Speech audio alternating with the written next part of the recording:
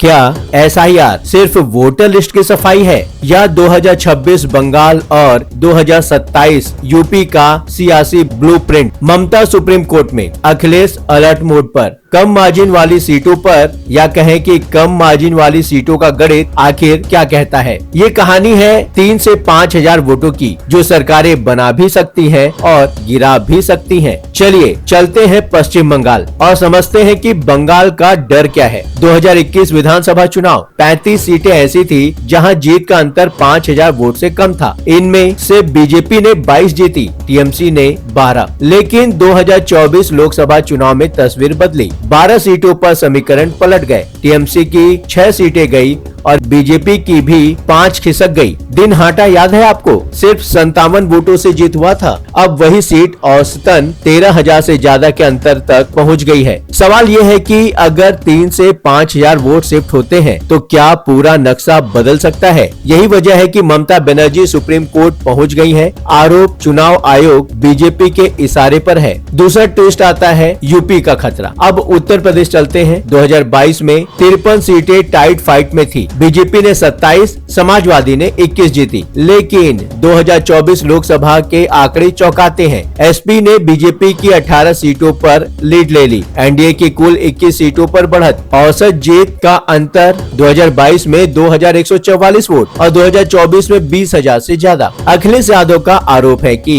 Form 7 के जरिए PDA और मुसलमान वोटर टारगेट हो रहे हैं। और अब बड़ा बयान ये है कि बिहार में SIR से एनडीए जीती, यूपी में भी वही साजिश रची जा रही है। यहाँ पर एक ट्विस्ट आता है। बिहार और यूपी में एक जैसा डर। बंगाल में वोटर लिस्ट 28 फरवरी को फाइनल होनी है, यूपी में 10 अप्रैल को। दोनों राज्यों में एक जैसा डर दिखाई दे रहा है। अगर 3 से 5,000 वोट हटे या फिर जुड़े तो टाइट सीट्स सीधे पलट सकती हैं। सूत्रों का दावा है कि SIR का असली असर इन्हीं क्लोज सीट्स पर दिखेगा। तो क्या 2026 बंगाल और 2027 यूपी का गेम यहीं से तय होगा? ममता कोर्ट में, अखिलेश भी तैयारी में है। क्या वोटर लिस्ट बदलेगी सियासत? क्या SIR बनेगा अगला गेम चेंजर? इस कहानी का अगला अपडेट भी होगा धमाकेदार। लाइक कीजिए, शेयर कीजिए और जुड़िए न्यूज़ किक के साथ।